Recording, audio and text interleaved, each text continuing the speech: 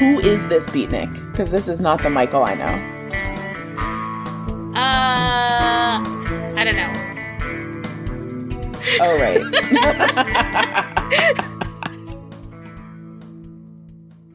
Hello and welcome to Pass the Hot Sauce, a Roswell podcast. I'm Aliza Ora. And I'm LaRena Rose. And we're here to talk about every episode of the 1999 WB series Roswell, one episode at a time, spoiler-free. Today we're discussing Season 2, Episode 14, How the Other Half Lives. According to the IMDb description, this is the one where Maria and Michael investigate Lori's situation and find that the house really belongs to her, but her aunt and uncle paid to have her declared insane.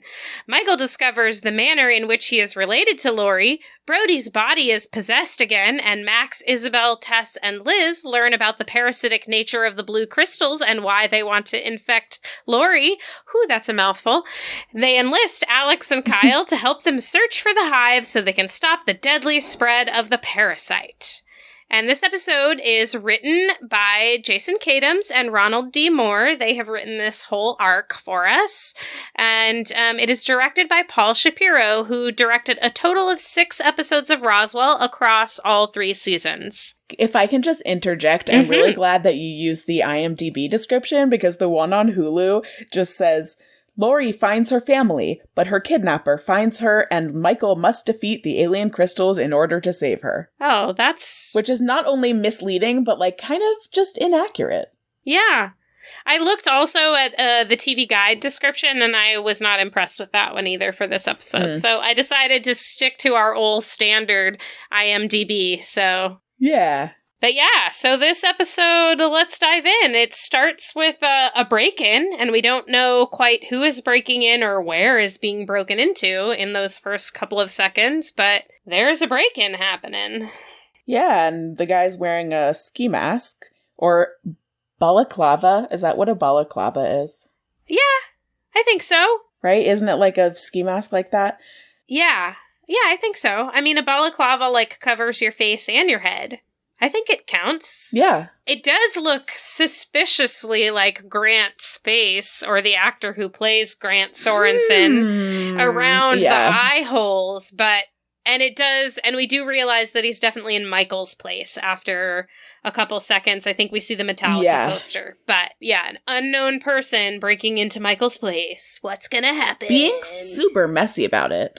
Like, he's not trying to, leave no trace and, like, not get caught. Yeah, he does not care. Yeah, he's just, like, knocking stuff over, Yeah. So, Tucson.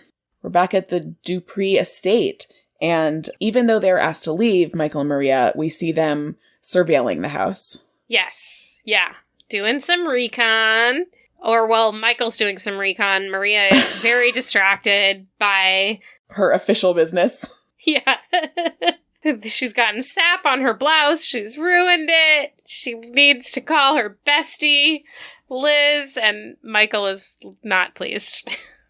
And she calls Michael he who shall remain nameless. Yeah. And, like, I cannot keep up with these two. I cannot keep track of, like, where they're at. Do they like each other? Do they not? Well, I guess the answer is yes. They always like each other, but, like... Yes. Are they pretending that they don't? He who shall remain nameless is sort of like he who shall not be named, which is, as we all know, Lord Voldemort from Harry Potter, and, like, he's like an evil villain son of a bitch. And, like, I mean, Michael is not those things. There's also a term in Hebrew that is essentially he who must not be named, he who shall not be named, for Hitler. Ah, yes. So, yeah. Same thing, like, really bad guy whose name you don't want to say. Yeah, which, I mean, Michael is not those things. No, Michael does not deserve that. He's a little hard to, like, pin down in a relationship and with his emotions, but he's not evil. Yeah, he's Michael. Yeah. He has a big heart. Mm-hmm. He does. Even if he's a jerk sometimes. Yeah. But we are, in these episodes, the last one and this one, we're seeing a softer side of Michael. Yes. And I love it. Like, protective Michael. Yeah, I love it. and, like, yeah, him discovering he has actual family is just, it's very sweet. Yeah. But yeah, Michael's very sweet in these episodes, and I love that he's finding a family connection with Lori. He's figured out how to make that family connection, and yeah, and we're getting to see a different side of him again. Yes. Love it. So they sneak in, which, like, really? Like, would it be that easy to sneak in? I mean, I guess they do end up getting caught. Yeah, but they like, do. Like security cameras all over the place, like, really? Yeah. But there looks like an amazing grounds, like the patio, the pool. Oh, that pool looks real good. I'm dying to swim in a pool like that. Oh, me too. It's not even like that hot here in New York yet, but it is like, I guess in my apartment, it's like stuffy enough that I'm like, yeah, it feels warmer than springtime in my apartment. You go outside and it's still chilly, but in my apartment, it's starting to feel pretty warm with the sun shining in my windows all day. Yeah.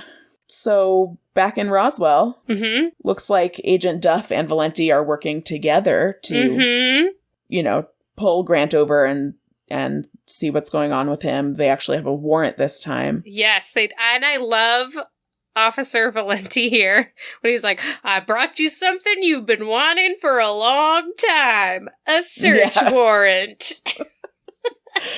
I know. That was a cute little comment. Yeah. But yeah, they find gloves in the trunk. Grant has these scratches on the side of his neck that he doesn't know where they came from, and like, and he says he's never seen the gloves before, and that Valenti planted them, and I mean, because he truly believes that Valenti planted them there. Yeah. Because he, like he said, he's never seen them. Yeah, but his story is kind of starting to, like, fall apart a little bit. Yeah. And I feel like he is starting to realize his story is falling apart, that he has unanswered questions. I mean, as we're going to see as the episode progresses, he starts putting together these pieces of all this missing time in his personal timeline and getting very distressed about it. The poor guy. Yeah. And then we had, cut back to the Dupree mansion, which, like, I guess this isn't, it's adult abuse, but, like, this is the way I picture, like, horrible abusive parents, like, locking a child in a room. Like, Lori she's no bed sheets, no blankets, no nothing. Also, if she was really, like, clinically insane, like, would they let her have all of those candles? No. Like, open flames, like, burning all over her room? Like, that doesn't seem like it is wise. It's like a lot of candles, and they're not candles like this one. I'm like picking up a candle to show Ashley and LaRena. Yeah, it's like in it's a not jar. A nice jar candle. Yeah, that is a little bit enclosed. They're just like open flame. Yeah, not like in big taper candles all over, and like a camping lantern. Like, and she's lying there like almost in like the fetal position. I mean, she doesn't look good. No, she does not. Yeah. And she says to them that her aunt and uncle, she says, they need me to be crazy. Yeah. And so that was like an important thing that she said, because then, that leaves Maria being like, what does she mean? Yeah, why do they need her to be crazy? Which, like, good on Maria, like, putting together the pieces. Good job. Good job, Detective Maria. Hell yeah. But of course, Meredith and Bobby show up. I love those two. I hate those two, but... No, they are so funny, though, as characters. They're, like, such a caricature. Yeah. Dinner at the governor's. Yes. And I loved Meredith's line about, like, that was meant to be a going-away present, as in, take the money and go away. Go away. Yeah. Yeah, they definitely provide some comic relief for us in this scene. I did not see an uptick in laugh count in this episode as far as the characters are concerned, but definitely increased my laughter as a viewer. Yeah, totally. And then our dear beloved crash down. Yeah. Is this our only shot in the crash down this episode? I think so. Yeah, that's like pretty rare. Yeah, we're only in the crash down once, but we do see a lot of Kyle and Alex. Yes, we do. Have not been in so many episodes lately, so that's awesome. Yeah, I love seeing all the Kyle and Alex. I also noticed in the Crashdown that they have red and green Tabasco. Oh. Which I haven't noticed before, but I like the options. Yeah. So, like, no big deal, but Larrick shows up. Yeah, they're like, oh, hey, Brody, this is Larrick. Yeah. And he basically is like, this body might be dying, so let's just talk fast. Yes, let's just give lots of exposition about science stuff. And then they all look at Liz, and Liz is like, no, even I don't get it. Like, this is above my pay grade as the resident science whiz. Please dumb it down for us. I do like Larrick. I do, yeah. He's like, I feel like he's nice, and he explained things really well and simply without, like, talking down to them or, like, you know, making them feel stupid for not understanding this science that actually makes no sense. Yeah, no sense at all. But no sense at all. But we do find out that the blue stuff is called Gandarium, which we didn't know that before, right? We're just finding out it's called Gandarium. I think we learned it in the last episode. Oh, okay. All right. Well, yeah. Maybe. So blue stuff connects alien cells to human cells and, like, provides the, like, missing link that exists in these different DNA, biology, cellular structures. But left to its own devices, it will take over the world. Basically. Yeah. Right.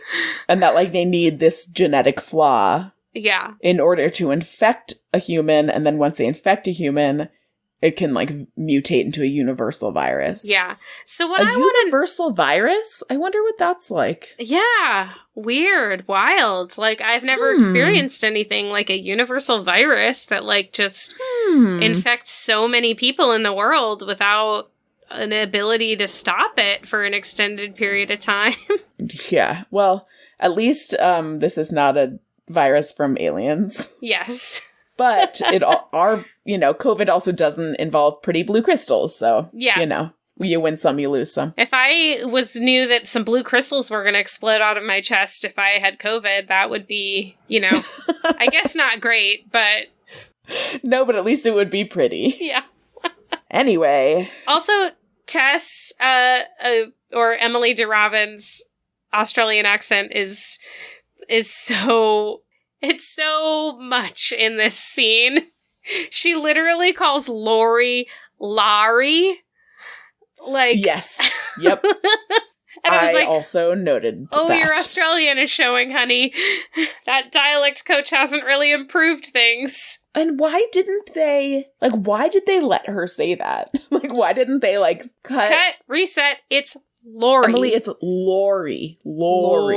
Okay, yeah. Let's take it again from the top. Yeah. My only knowledge of these sort of things is from watching lots of RuPaul's Drag Race, where then they have the acting challenges and like you get these drag queens who have never like really acted. They've like performed and like lip synced and danced, and then they have to like memorize lines. And I feel like the directors are constantly like, cut, like, no, the line is this.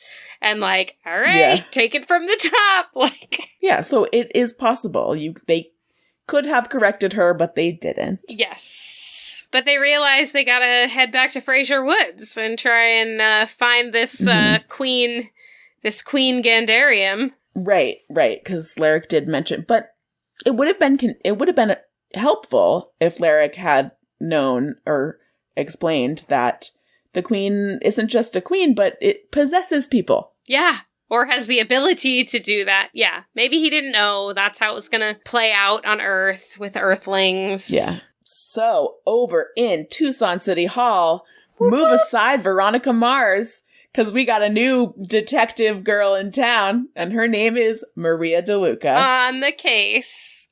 And she is using her smarts to find out that the deed of the Dupree estate is indeed in Laurie's name, and that must be why her aunt and uncle need her to be crazy, so that they can live in that big old fancy house. Yep, so that they can have the power of attorney over her. Assholes. Yeah. Ugh.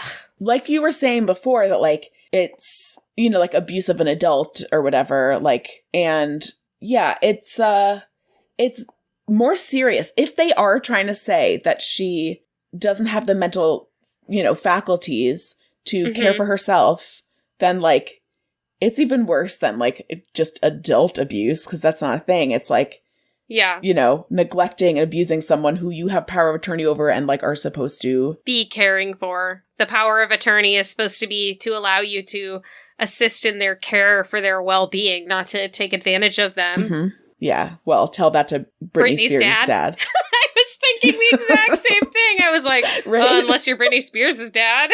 Yeah. And when Maria realizes that the estate is in Lori's name, she does have a slight chuckle. Oh, all right. I missed that. And I do think it counts.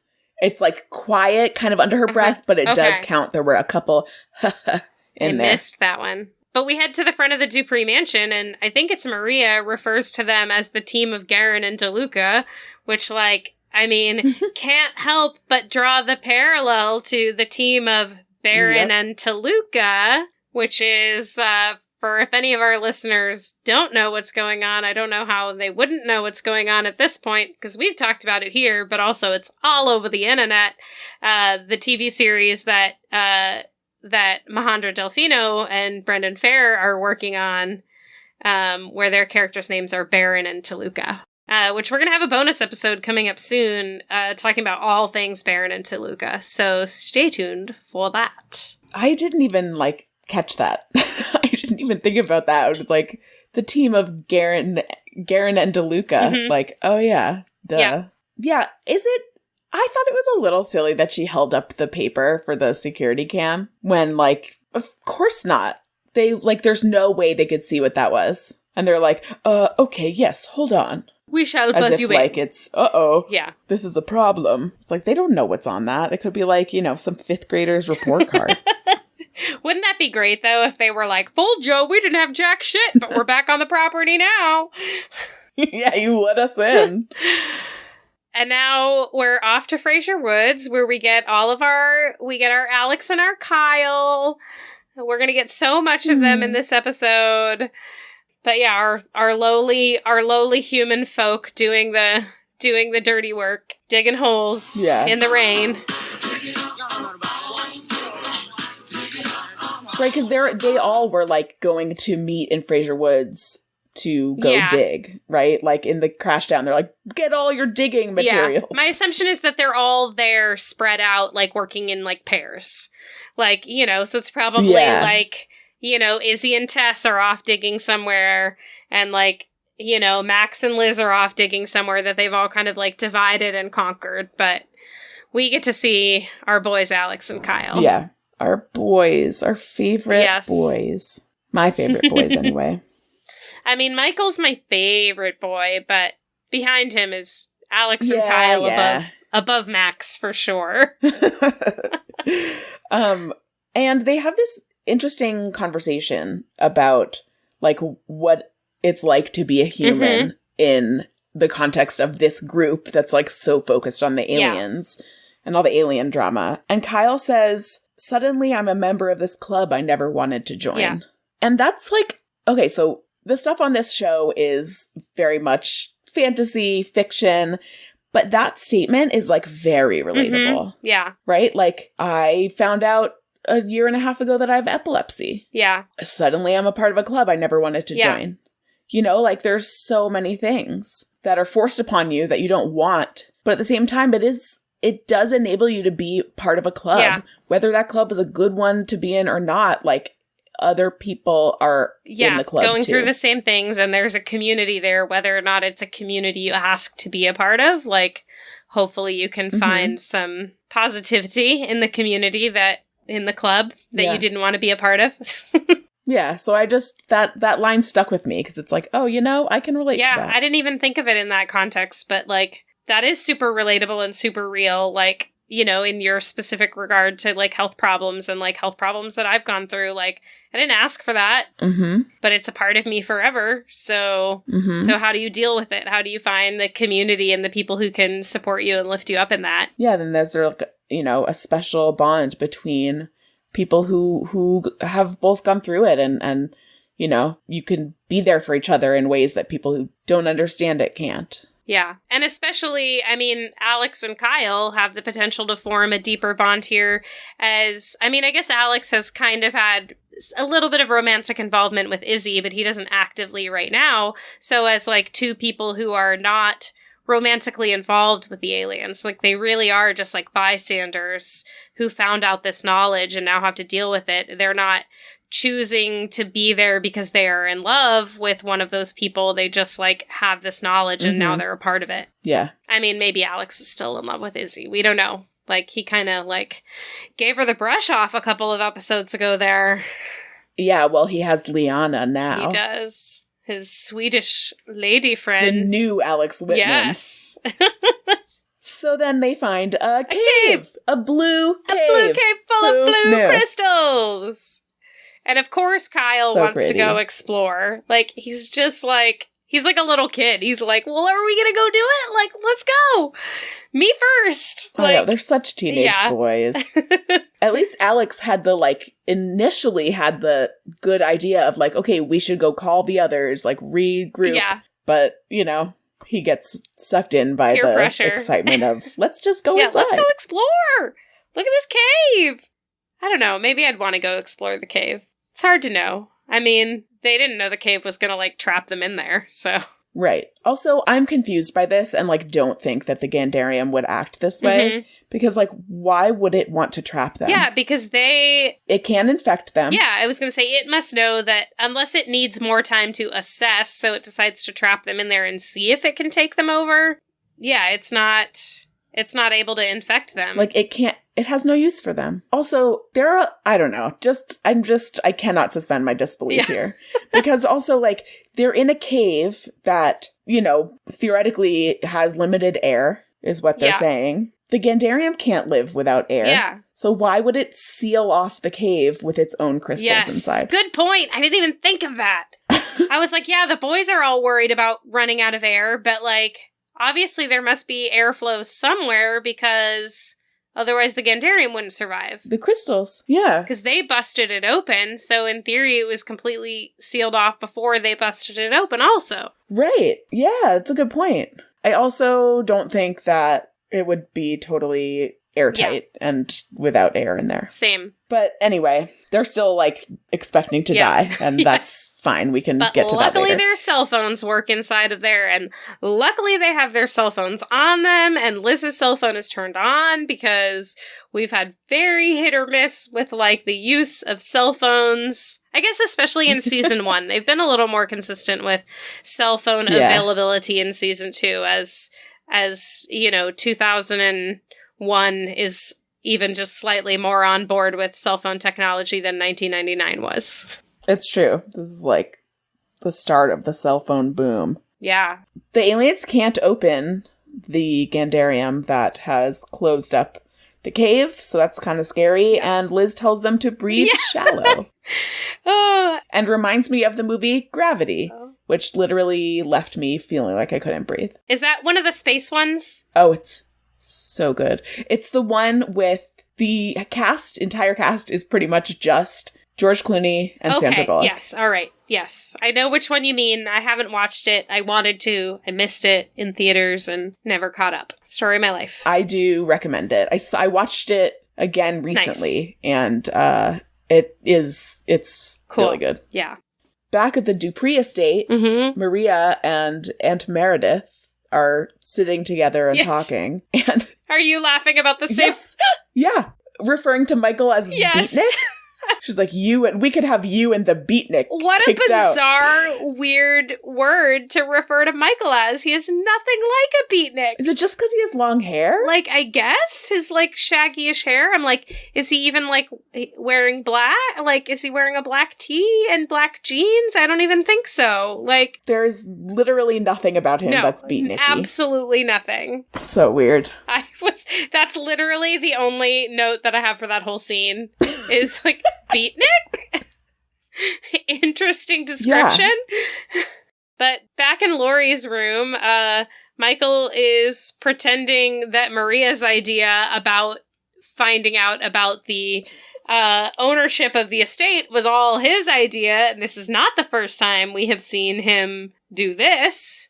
just like literally take ownership for Maria's ideas and pass them off as his own, which is like a little shitty. He like literally quoted her.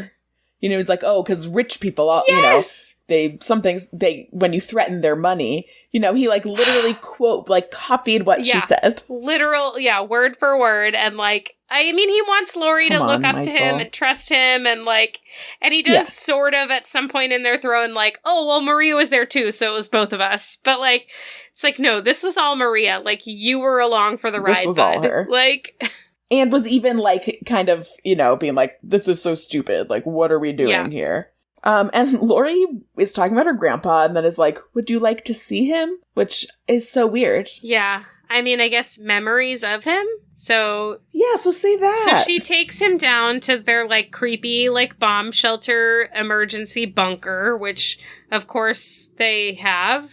Of course, I guess. I mean, I guess it sort of makes sense if her grandfather spent the rest of his life being worried that he was going to get abducted by aliens. Maybe he wants some sort of like fallout shelter to hide in. And it would make sense that that would then be his like sanctuary where he felt safest. Yeah. And Lori mentions the as she calls it, bad blood. Yeah. The recessive genetic defect. Yeah. Which we like still don't really know how that like has had a negative effect on her life. Yeah, like I was gonna say, like, what genetic defect? Yeah. Like, what is the condition called? Yeah.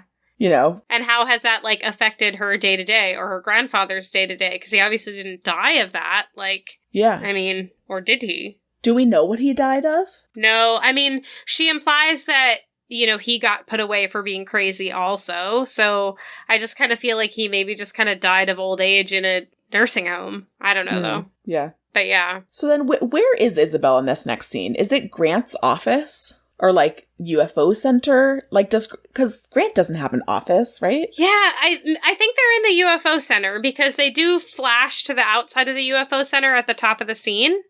Like one of those B-roll shots. Because I have that as my heading as UFO Center. So I do remember there just being kind of like a B-roll of like the outside of the UFO Center at night with the with all the neon lights on. So she must be in the UFO Center. I don't know why, but I'm assuming that's where she is. Yeah, because I guess she went there to get more information on the Gandarium. Oh, maybe. That's what I was like, what is she doing here? So I think that's what it was. Because when they couldn't break through, you know, she went to go get. Yeah. Max says that Brody has a bunch of tools, including a diamond cutting saw that they might be able to saw through the crystals with.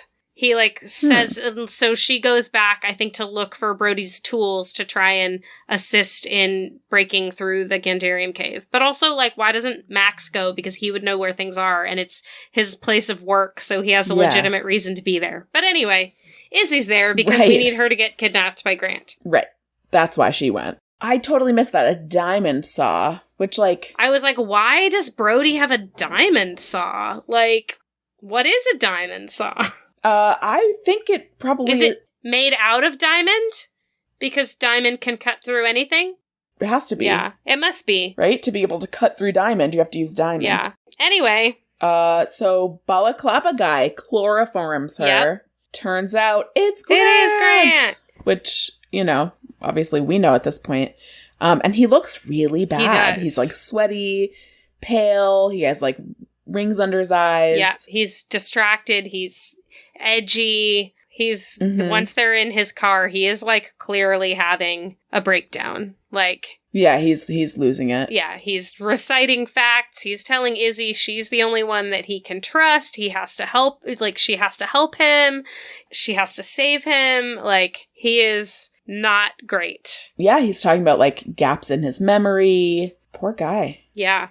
She mentions or he mentions Agent Duff, and she names Agent Duff, and he's like, I know things. Yeah. He's freaking out, the poor guy. Yeah, but we discover he was out on Pullman Ranch doing research last summer and found these blue crystals, and Izzy puts the pieces together that he must be being possessed by the queen of the crystals, Queen Gandarium herself.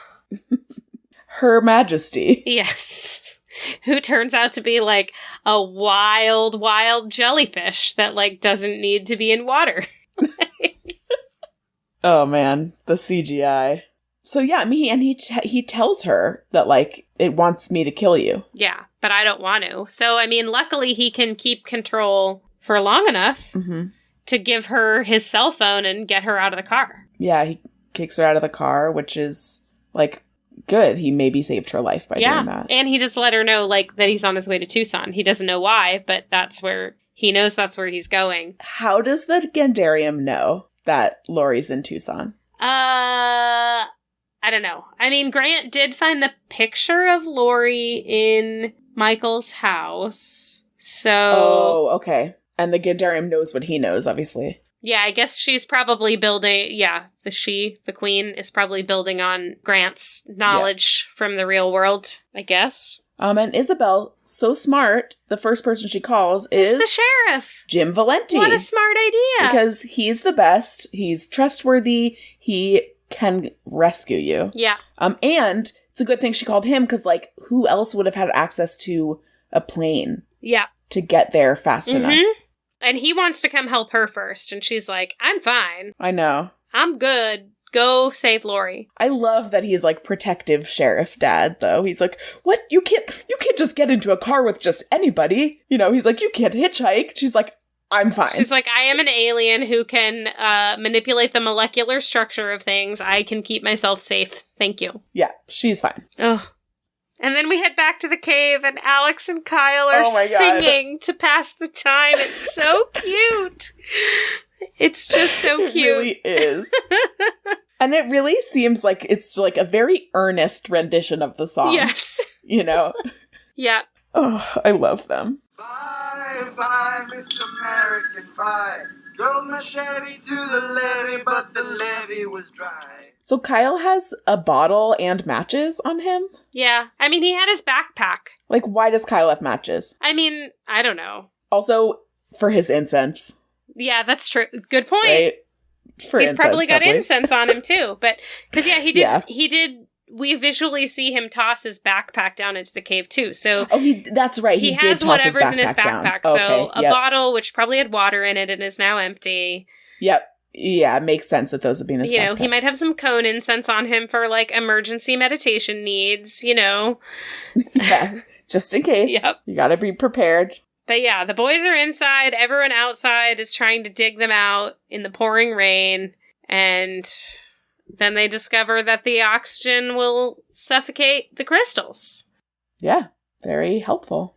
Yeah, very convenient. I mean, we still are running into our issue of is this cave really sealed of all oxygen? And if so, why would the cave seal itself off? Because it would also kill itself in killing the boys. But that's a problem for that's an unanswered question. And if not, why are the boys worried about their oxygen? Yeah. Mm-hmm. It's just a little cyclical plot hole. Chicken egg situation. Of course, we go back to the height of luxury. Oh, yes. At the Dupree estate with Michael and Maria in these, like, fancy robes. Maria's hair looks amazing, by the way. Yes, it does. And Maria's, like, she asked Michael something like, how did you get Lori to talk to you? I forget exactly what she said, but I wrote down that his answer was, I just listened to her. Yeah. Which, like, who is this beatnik? Yeah. Because this is not the Michael I know. But I love it. Yeah. And I mean, did he just listen to her? He also claimed Maria's actions for his own. Yeah, he also, like, lied. But yeah. And Lori's happy. Meredith and Bobby are evil. Maria and Michael are living it up in the lap of luxury. Good times. So great. And Max calls because he has the number to the landline at the Dupree estate, of course. Yeah, of course. And I mean, they might be in the white pages. We don't know. Yeah, true. We don't know. And yeah, so Max is able to tell him over the phone the key information about how to kill the Gandarium. Yep. Deprive it of oxygen. If you happen to find any Gandarium, here's what you need to know. Deprive it of oxygen. And then they are going to enjoy their movie on a portable little DVD player. Remember those? Yeah. I didn't have one of those quite at this time. I had one when I was a little older, but I definitely had a little portable DVD player that I bought at Costco. I remember. Nice. I didn't have one, but I had friends who did, and I was, like, very jealous. Yeah. Like, someone had one at camp, Ooh. and you're not supposed to have it at camp, but, it was like, ooh, she has a DVD player. So, Valenti starts to come clean to Duff. Mm-hmm. But he doesn't really come fully clean. He just kind of tells her... No, he's starting to, like, kind of realize that he needs her on his side, and he has to let her know that, like, something's kind of weird here. He's like, you're gonna see things you can't explain. Mm-hmm. And he says, if you tell the Bureau what we're about to do, you'll kill your career. Mm-hmm. It's like, is that a way to get someone to do something, though? I mean, she's very career-driven, though. Like, when we first meet her, she's like, I plan to make director by the time I'm 35. Like, this is my second case, but I am driven, and I will use the tools I need to get where I want to be. Like, she made that clear from the beginning. Right, so that's why I'm saying, like, he's like, I need your help with this thing, and if you do this thing, you can't tell the Bureau about it, or it'll kill your career. Yeah. Like, if I were her, I'd be like, so no, I'm not going to do that thing. Yeah. But she also really wants to solve this case. Like, She does. Because the other option is that she has her second case goes unsolved. And she needs to close cases to rise within the ranks, too. Right. That's a great point. So back at the Dupree mansion, it's dinner time. And isn't all of this food delightful? It looks delicious. Maria looks beautiful with her curly hair and her, like, dark burgundy red lipstick. She looks nice. Beautiful. And Michael's hair looks disgusting. Yeah, why is it so greasy? It's so greasy and flat, and, like, he's got the, like, kind of spider bangs, like, plastered down. He has the spider-like bangs, yeah. And, like, almost like a mullet in the back, like, because it's shaggy and it's, like, flipping up. He's seriously channeling Carol Brady. Ugh, yeah. Right? He's, like, got that, like, Carol Brady hairdo where it, like, kind of flips out by the neck. Yep. And it's so just in such contrast to Maria's, like, sheer beauty in this scene. Yeah. So he says that they're eating chicken. It turns out what they're eating is squab with foie gras and black truffles. Yes. Which, like, could you get a more expensive meal? No. It's like, it's extra. Yeah. I'm sorry, this is very extra. So I was like, what is squab? I've heard that before. So bear with me as you hear about my deep dive into squab research. Teach me about squab, Aliza. Okay, gladly.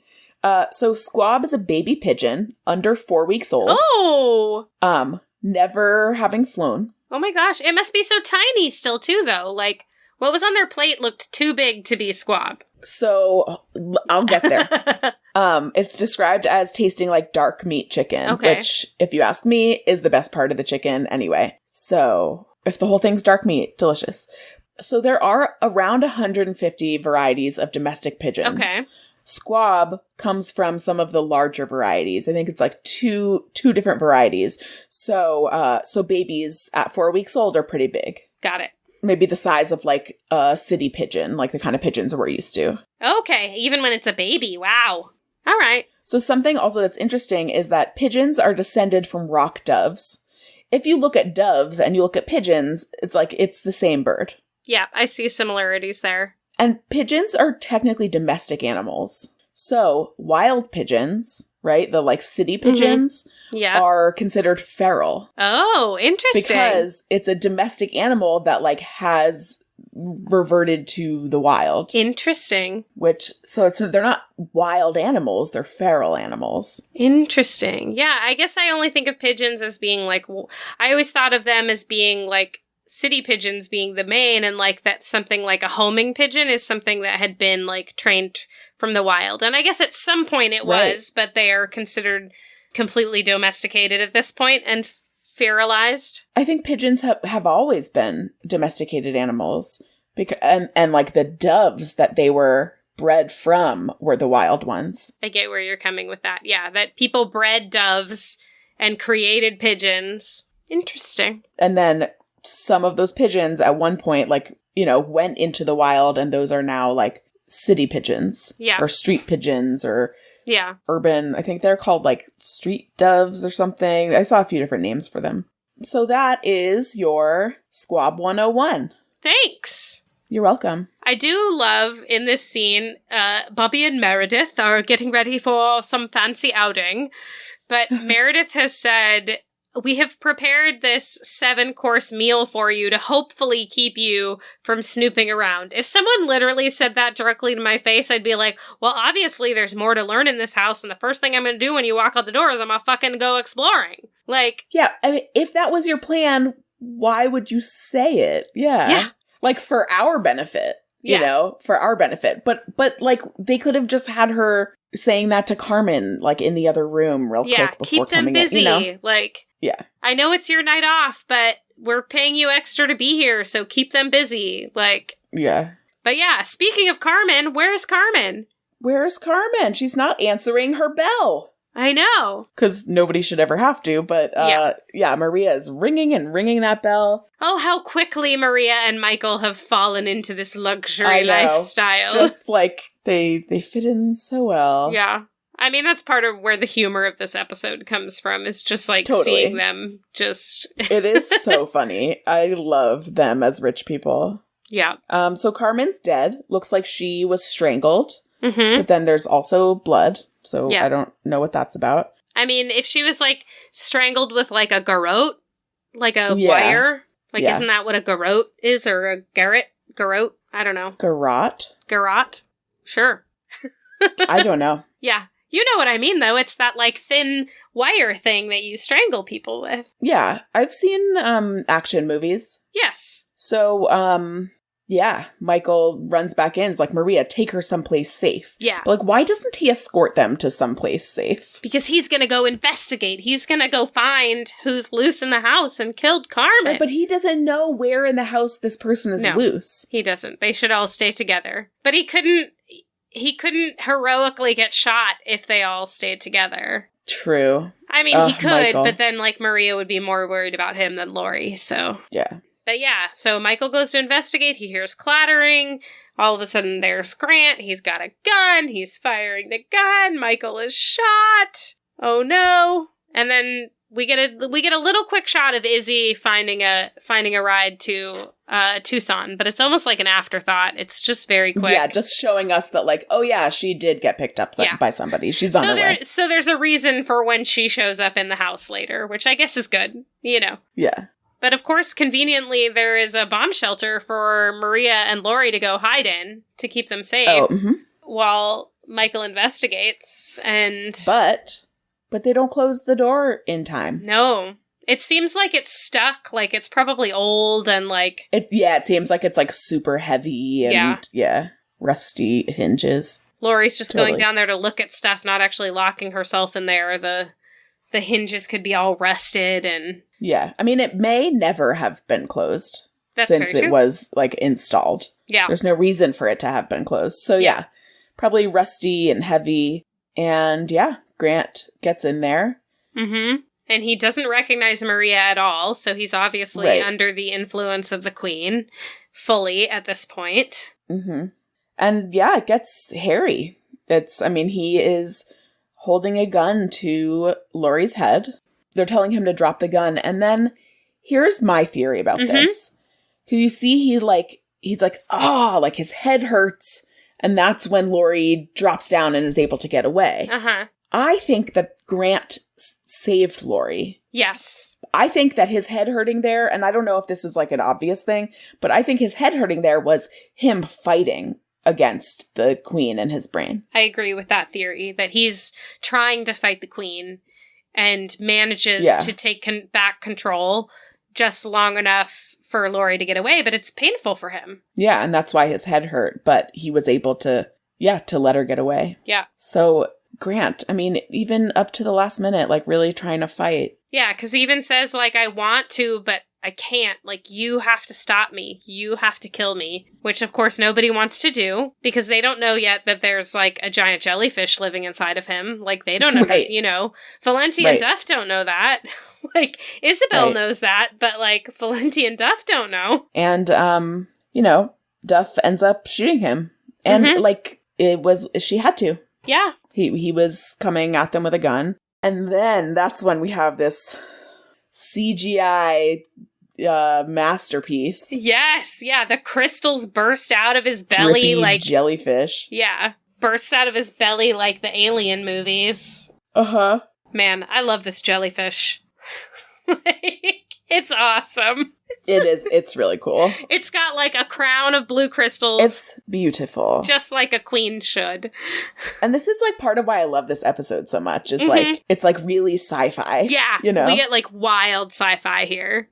I like it too. Like that and like Kyle and Alex being involved in the like blue crystal sci-fi cave. It's like what makes me love this episode so much. Yeah. But yeah, luckily Max called Michael and let him know how to kill the blue crystals if he happened to find any. Because now they have a way to kill the queen. And luckily, the queen is trapped inside an airtight place, like essentially an airlock. So when the, I don't know if you saw this, at both times I watched the episode, I saw when the queen finally dies and goes and like crushes and like squashes itself on the window. Mahandra's face, like the look on her face is like so disgusted and hilarious. I missed it. I'll have to go back and look. I would really like to put that on our Instagram. Oh yeah, we can definitely screenshot that. Because I think it's very funny. Nice. Yeah. Yeah, the queen splats herself against the glass trying to break free, but I think it's trying to escape and break through the glass, but the impact is too much and the loss of oxygen, and it just kind of splatters. Yeah, and it looks like it did break the glass, but like it couldn't get through the glass. And I agree. I think it was like a last-ditch effort to try to escape. But the queen dying means that now all of a sudden all of the crystals in the cave are going to die too. And just in time, because Alex was like ready to die. Yeah. Alex was like at peace. He'd resigned himself to dying in a cave. Yeah. The crystals all melt all over him and they come out all covered in blue goo. Yep. And that's where our second and final laugh of the episode comes from. Nice. It's like once they realize like they're dying. Ah, they're dying. And Alex has like, gleeful laughs. Joyous laughter as they escape and burst through gloriously into the rain. In my notes here, I have everyone celebrating. K&A, very slimy. Yes. Yes. So slimy. So happy, so slimy. I love just like their joyous departure from the rainy forest at the end of this. They're all just like, they're grabbing the shovels and they're running and they're yelling and they're just all so happy that they saved the day. Right. Like not only did they save Alex and Kyle, but like they as a group saved the world. Yeah. Nobody's ever going to know about it, but they did. Right. Kind of like Buffy and the Scooby Gang. Yeah. Constantly saving the world and nobody knows. But they did many times. Yeah. So this next scene is just devastating. It's so sad. Yeah. Isabel comes in after all the action and everyone has like left Grant's body just like exposed there alone. Yeah. Despite like the recent past with Grant of him kind of going crazy and kidnapping her and then releasing her, like they had the start of a relationship. She cared about him. She was attracted to him. She liked him. Like, they never really got the chance to form a relationship. And, we'll just leave that aside from, like, the age difference, which we are not a fan of. I'm just trying to forget that right now.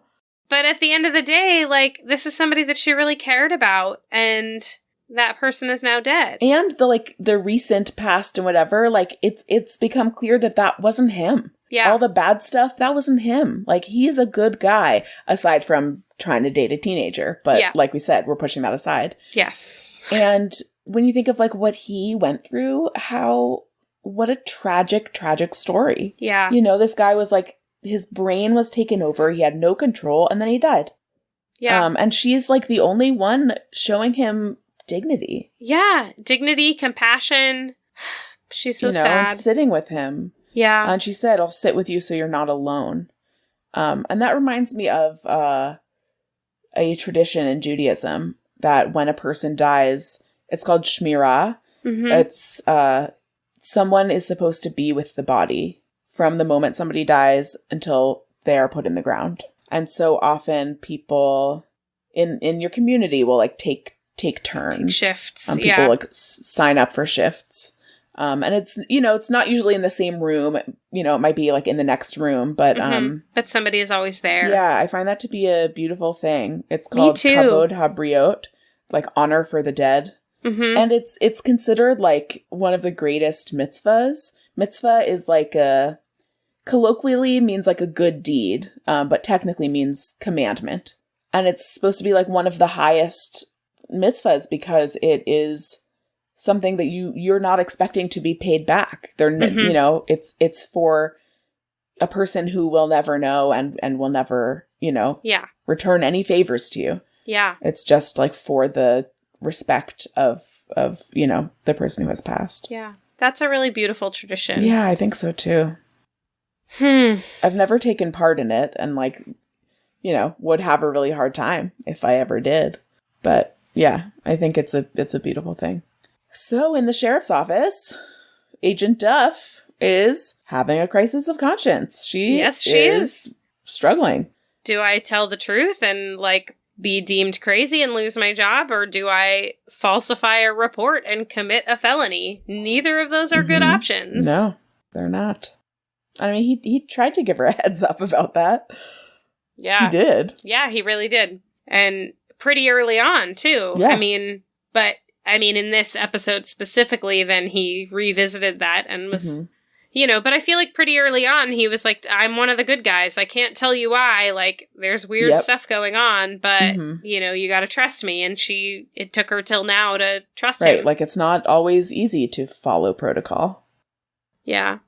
And then we've got Michael and Maria, her brave, handsome hero, her little space boy. He got shot. Kissing him all over. And I'm sorry, what did she call him earlier? He who shall remain nameless? Yeah. And now she's kissing him all over the place? Make up your mind. Yeah. But Michael wants Lori to maybe move in with him as his sister, which is, really sweet. I mean, what I would be doing would be saying, can I move in with you in this big giant house? But, what? But I mean, I guess then he wouldn't be in Roswell where the rest of his people are. So, Okay, but so they can all move into the house in Tucson. They could just, there are plenty of bedrooms. We'll just change the title of the TV show from Roswell to Tucson. And and we'll just all go exist in this giant mansion and swim in pools and eat squab and figure out our alien past from Tucson. Amazing. And treat Carmen better than Meredith and Bobby ever did. Well, whoever they hire to replace Carmen. No, they're going to keep Carmen because, Carmen's dead! Oh, right. Oh, right. Maybe let's keep that part out. Or, hey, listeners, I'm stupid. No, and it's okay. Just, no, of course they'll keep Carmen. She can't lose her job. It's she lost her job. She lost her fucking life. It's a small little moment. It's fine.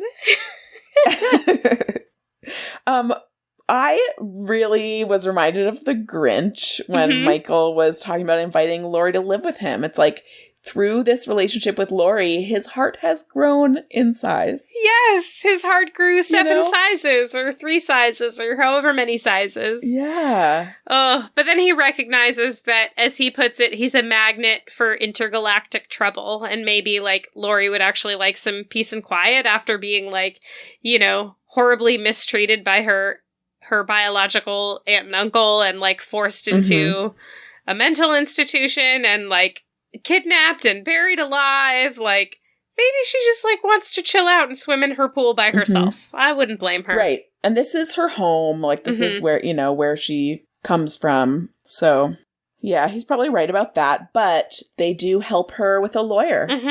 Yep. They're well, before we leave, let's make sure that they don't have power of attorney over her anymore. Yeah. And then we have another convenient, end of episode, law proceeding. which we had in season 1 with Independence Day, with Michael getting his emancipation conveniently and quickly at the end of the episode. But yeah, so Lori is on her own. Lori is has ownership of herself and her property, and all is well in the world. And yay. And Michael has a picture of her. Yeah, she's his family. It's really sweet. And like for the first time, he is able to call someone his family. Yeah. And be proud of that. You know, like he had a foster dad, but like Hank was an abusive asshole. Yeah. Blood family. Who he loves. Yeah. And we end the episode with Michael and Maria looking super coupley. Yes, they do. And always love some candy. Yes, we do. Well, we did it. We conquered another episode, and we're like drawing to a close of me and Aliza's favorite story arc in this series. I know. I just love this episode. Yeah. Well, Aliza, before we wrap up, do you know who you would like to choose for our hot and saucy? Now let's see who's hot and saucy. Yeah, so this was a hard episode to pick hot and saucy for. There wasn't like much hotness or sauciness, really. Well, there was some sauce for sure. Yes, yeah. Mine is definitely a saucy moment. But I have chosen Kyle, obviously. Okay. And even though when we went over that scene, I was like not a fan of the decision Kyle made, I do like that he was just like, you know, all throwing caution to the wind, like, let's go jump inside and, you know, go on this adventure, see what we can find. You know, being like brave and stupid. And so his adventurous spirit is winning over with hotness for you this week. Yeah. And it is kind of saucy, being like, fuck it, I'm just gonna do what I want. Yeah. So that's what I chose. What is your pick for this week? Well, my pick is the other Valenti in this series, Jim Valenti. Probably has never happened from me and may never happen again in the future. I know. Lisa would be so proud. It's very saucy and sassy to me when Duff and Valenti pull over Grant Sorensen, and Valenti is like, I brought you something you've wanted for a long time, a search warrant. It's just it's very catty, saucy, sassy to me for him to be like just kind of throwing it back in Grant's face, like after so many times of him like skirting around the laws with Grant just to like rub his face in it a little bit. Yeah, that is definitely a good moment. Thanks for joining us for this episode. We'll be back later this week with a bonus episode talking all things Baron and Toluca, and then back with a full episode in 2 weeks on Tuesday, May 4th with Season 2, Episode 15, Viva Las Vegas. You can follow our antics on Twitter and Instagram at Roswell Hot Sauce, or find us on Facebook at facebook.com/Roswell Hot Sauce. And as always, you can find show notes and more information about us on our website at roswellhotsauce.com, or shoot us an email at roswellhotsauce@gmail.com. Pass the Hot Sauce is produced and edited by Ashley Hullett. Our theme music is by David Belcourt. Our logo was designed by Billy Murray. Until next time. Would you stop making phone calls? It's official business.